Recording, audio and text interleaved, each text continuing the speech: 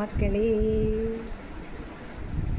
உங்கள் மணிமேகலை இன்றும் உங்களுடன் திருக்குறளை பகிர்ந்து கொள்ள வந்துவிட்டேன். எத்தனை பேர் என்னை திட்டிக்கிட்டு இருக்கீங்க, உங்களுக்கு வேறு வேலை இல்லையாமா அப்படின்னு சில பேர் கேட்குறீங்க. சில பேர் ஆண்டி நீங்கள் செய்கிறது சரியா அப்படின்னு கேட்குறீங்க. உங்கள் மைண்ட் வாய்ஸ் எல்லாம் எனக்கு கேட்குது. ஆனால் கூட நான் சில விஷயங்களை உங்களுக்கு தெரிவிக்க வேண்டும். அது என்னுடைய கடமை, நான் பிறந்ததன் கடமை, அதை நான் செய்கிறேன். சரியா? இப்போ நம்ம அடுத்த குறளை பார்க்கலாமா? போடலாமா? ஓகே. தீப்பாலதான் பிறர்கண் செய்யற்க, நோய்பாலதை தன்னை அடல் வேண்டாதான். தீப்பாலதான் பிறர்கண் செய்யற்க, நோய்பால தன்னை அடல் வேண்டாதான். ஒருவருக்கு நான் துன்பம் செய்துவிட்டால் அதனால் எனக்கு கெடுதல் நடக்கும், அவனுக்கும் கெடுதல். ஏன்னா நான் தானே கெடுதல் பண்ணியிருக்கேன் இல்லையா? ஒருவருக்கு துன்பத்தை நான் விளைவித்தேன், அவன் துன்பப்படுறான், அப்போ அவனுக்கு கஷ்டம், அதை செய்த எனக்கும் கஷ்டம். எனக்கு நல்லா தெரியும் அவனை தொந்தரவு பண்ணால் கஷ்டப்படுவான். அதில் சில பேர் குளிர்காய சந்தோஷப்படுறாங்க இல்லையா? அந்த மாதிரி செய்யாதடா. துன்பம் செய்யும் தீவினைகள் எப்போவும் நமக்கு வரக்கூடாதுன்னு நினைப்போம் இல்லையா? ஐயோ நமக்கு அந்த மாதிரி கெடுதல் எதுவும் நடக்கக்கூடாதுன்னு. அவர்கள் என்ன பண்ண மாட்டாங்க? தீய செயல்களை பிறருக்கு ஒருபோதும் செய்ய மாட்டார்கள்.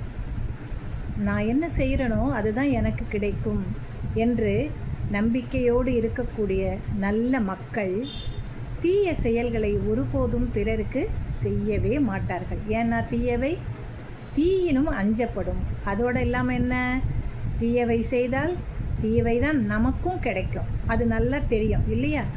என்ன நம்ம பண்ணுறோமோ அதுதான் நமக்கு திரும்ப கிடைக்கும்.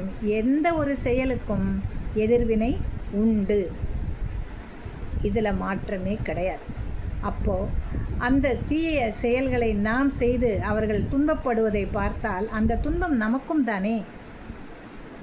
இந்த உண்மையை அறிந்த மக்கள் ஒருபோதும் என்ன பண்ண மாட்டாங்க? மற்றவர்களுக்கு துன்பம் கொடுக்க வேண்டும் என்று எண்ணவே மாட்டார்கள். நாம் அப்படியெல்லாம் செய்யக்கூடாது என்று தான் நினைப்பார்கள்.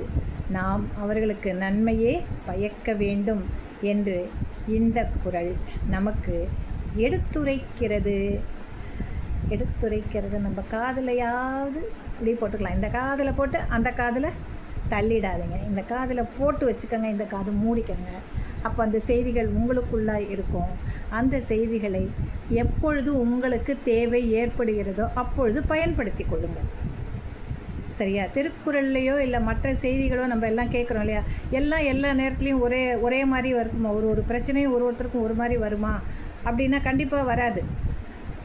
வெவ்வேறு சூழல்கள், வெவ்வேறு பிரச்சனைகளுக்கு நாம் தீர்வு காண வேண்டி இருக்கிறது. அப்போ என்ன செய்யணும்? அந்த செய்திகளை எல்லாம் நம்ம சேமித்து, இங்கே இருக்கு இல்லையா அறிவு அப்படின்னு சொல்லி ஒன்று சொன்னோம்ல, அதில் நம்ம என்ன பண்ணிக்கணும்? போட்டு அப்படியே வச்சுக்கணும்.